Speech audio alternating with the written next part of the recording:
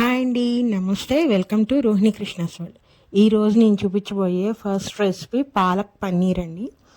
ఈ పాలక్ పన్నీర్ దాబా స్టైల్లో చూపిస్తున్నాను. చాలా టేస్టీగా ఉంటుంది. పాలక్ పన్నీర్ చాలా ఈజీగా చేసుకోవచ్చు.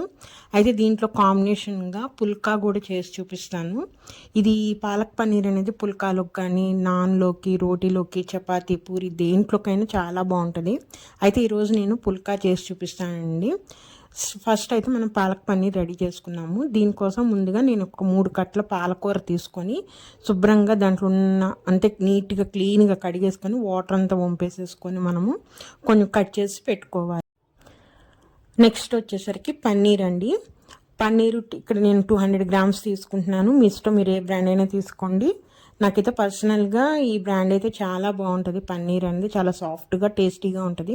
అలానే గ్రేవీలో కానీ ఇక్కడ నేను ఒక 10 జీడిపప్పులు, చెక్క, లవంగం, ఇలాచి, అలానే షాహీ జీరా, కొన్ని పుచ్చకాయ పప్పులు గింజలు అంటారు కదండి, అవి తీసుకున్నాను. ఇవన్నీ కూడా గ్రేవీ మంచి టేస్టీగా ఉండటానికి ఇది తీసుకొని పక్కన పెట్టేసుకోవాలి. ఇప్పుడు మనము ఒక గిన్నెలో వాటర్ తీసుకొని బాయిల్ చేసుకోవాలండి.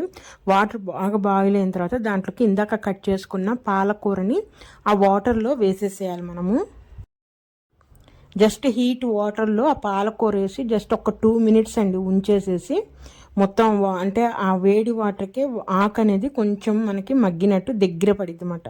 అలా రాగానే దాన్ని ఆ వాటర్లో నుంచి తీసేయాలండి. ఉడకబెట్టకూడదు.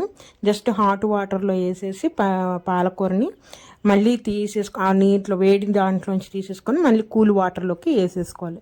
ఇలా వేసుకోవడం వల్ల ఆ పాలకూరకున్న కలర్ అనేది పోదన్నమాట, అదే కలర్లో ఉంటుంది.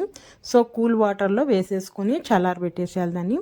ఇప్పుడు వేరే ప్యాన్ తీసుకొని ఆయిల్ వేసేసుకొని ఇప్పుడు దాంట్లోకి మనము ఇందాక తీసుకున్న మసాలాలు ఉన్నాయి కదండి, చెక్క, లవంగ, షాహీ జీరా, ఇవన్నీ ఆయిల్లో వేసుకొని మనము ఫస్ట్ ఫ్రై చేసుకోవాలి.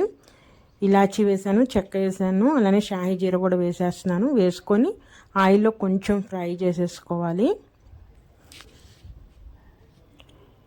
అవి కొంచెము ఫ్రై అవ్వగానే దాంట్లోకి జీడిపప్పు, పుచ్చకాయ గింజల పప్పు కూడా ఉంది కదా, ఇవి కూడా వేసేసేయాలండి మనము. అలానే గ్రేవీ కాబట్టి అంటే మన పాలకూర గ్రేవీ కావాలి కాబట్టి ఉల్లిపాయలు ఒక 2 ఉల్లిపాయలు తీసుకొని ఆయిల్లో వేసేసి మనము ఫ్రై చేయాలి. అలానే టమాటా 2 టమాటాలు తీసుకొని అది కూడా మన గ్రేవీ తగ్గట్టు తీసుకోవాలి. నేను ఒక 3 కట్టల పాలకూరకి చూసారు కదా 2 ఉల్లిపాయలు, ఒక 2 టమాటాలు తీసుకొని ఫస్ట్ ఆయిల్లో చక్కగా వేయించుకోవాలి. ఈ టమాటా ఉల్లిపాయ ఎప్పుడైతే వేగిందో లాస్ట్లో మనము ఆ జీడిపప్పు, పుచ్చకాయ గింజల పప్పు వేసేయాలన్నమాట. ఎందుకంటే ఫస్ట్లోనే వేస్తే మాడిపోతాయి కాబట్టి లాస్ట్లో వేసేసి ఒక్క నిమిషం పాటు ఆయిల్లో ఫ్రై చేసేసి ఇప్పుడు ఇది మనకి పేస్ట్గా మెత్తగా కావాలి కాబట్టి 1 గ్లాస్ వాటర్ పోసేసి మూత పెట్టేసి ఒక 2 నిమిషాల పాటు ఉడికించాలి. ఇట్లా ఉడికించడం వల్ల ఆ టమాటా, ఉల్లిపాయ, ఆ గింజలు కూడా మెత్తబడతాయి. మనకి సాఫ్ట్ పేస్ట్ అనేది తయారవుతుంది. సో మూత పెట్టేసేసి మనం ఒక 2 నిమిషాలు మీడియం ఫ్లేమ్లో ఉడికించుకోవాలండి. సో ఈలోపు మనకి పాలకూర అనేది చల్లారిపోయింది కాబట్టి అది ఒక జార్లోకి తీసుకొని మెత్తటి పేస్ట్ లాగా చేసేసుకోవాలి. చూసారా, ఈ విధంగా చేసేసుకొని ఇది పక్కన పెట్టేసుకుందాము. ఇప్పుడు ఒకసారి మూత తీసి చూద్దామండి. చూసారా, ఆ ఉల్లిపాయ అవన్నీ కూడా సాఫ్ట్గా అయినాయి మనకి. సో ఇది ఇంకా స్టవ్ ఆఫ్ చేసేసి వీటిని కూడా చల్లారనిచ్చేసి మనము పేస్ట్ రెడీ చేసి పెట్టేసుకోవాలన్నమాట. ఇప్పుడు మళ్ళీ వేరొక ప్యాన్ తీసుకొని ఇప్పుడు నేను దీంట్లోకి మీ ఇష్టం బటర్ వేసుకోవచ్చు, గీ వేసుకోవచ్చు, ఆయిల్ వేసుకోవచ్చు. నేనైతే నెయ్యి వేసాను. నెయ్యి వేసి ఇప్పుడు ఇందాక మన పన్నీర్ ఉంది కదా, ఈ పన్నీర్ని ఒక 2 నిమిషాల పాటు అటు ఇటు కొంచెం మనము ఫ్రై చేద్దాము. ఈ విధంగా ఫ్రై చేయడం వల్ల ఆ పైన లేయర్ అనేది రెడ్డిష్ కలర్లోకి వచ్చి తినేటప్పుడు కొంచెం అంటే ఆ క్రిస్పీనెస్గా అట్లా టేస్ట్ అనేది చాలా బాగుంటుంది పన్నీర్ అనేది. ఇట్లా 2 వైపులా మనము కొంచెం వేగే వరకు వేయించుకొని తీసేసి పీసెస్గా కట్ చేసి పెట్టుకోవాలండి. మన ఇష్టం, సైజ్ అనేది మన ఇష్టము. మీకు ఎంత సైజులో కావాలో అలా క్యూబ్స్గా కట్ చేసేసి పక్కన పెట్టేసుకోవాలి. చూసారా, ఈ విధంగా ఫ్రై అయితే చాలు. ఇప్పుడు అదే ప్యాన్లో కొంచెం ఆయిల్ వేసుకొని మనము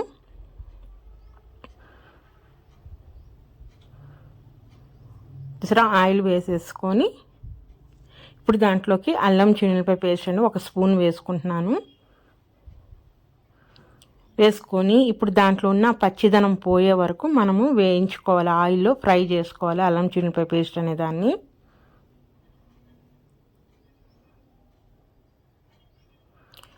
అల్లం చిల్లిపాయ పేస్ట్ ఎప్పుడైతే వేగిందో ఇందాక మనము పాలక్ ప్యూరీ రెడీ చేసుకున్నాం కదా, అది వేసేసుకోవాలి. ఆయిల్లో వేసేసుకొని ఆ అల్లం చిల్లిపాయ ఇది బాగా మిక్స్ అయ్యేటట్టు బాగా కలుపుకుంటూ ఆయిల్లో 1 నిమిషం పాటు ఫ్రై చేసుకోవాలి మనము.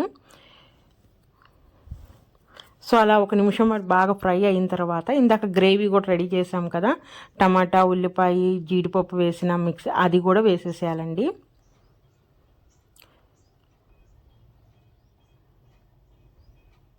వేసేసి ఇప్పుడు ఈ 2 బాగా మిక్స్ చేయాలి మనము.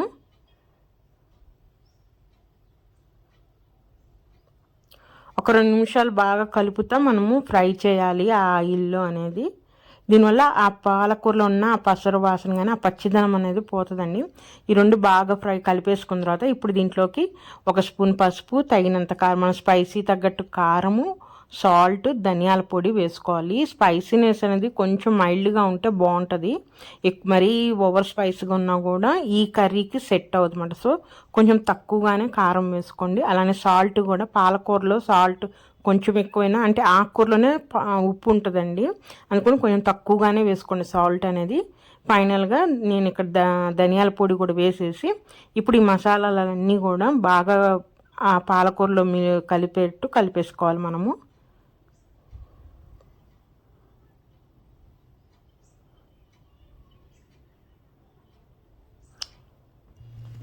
అలా మొత్తం కలిపేసేసుకున్న తర్వాత ఇప్పుడు మనం మూత పెట్టేసేసుకొని 1-2 నిమిషాల పాటు మీడియం ఫ్లేమ్లో ఉడికించాలండి. అప్పుడే ఆ ఆకుకూర కానీ ఆ గ్రేవీ, ఆ కారం, ఉప్పు అవన్నీ కూడా మిక్స్ అయ్యి మనకి ఆ పచ్చివాసన అంతా పోయి బాగా రెడీ అవుతుంది పాలకూర గ్రేవీ అనేది. చూసారు ఆయిల్ కూడా పైకి వచ్చేసింది.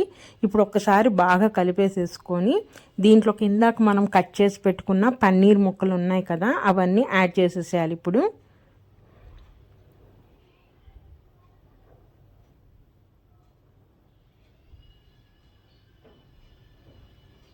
విధంగా పన్నీర్ ముక్కలన్నీ కూడా గ్రేవీలో కలిసిపోయేటట్టు బాగా కలిపేసేసుకొని ఫైనల్గా దీంట్లోకి కొంచెం గరం మసాలా యాడ్ చేద్దామండి.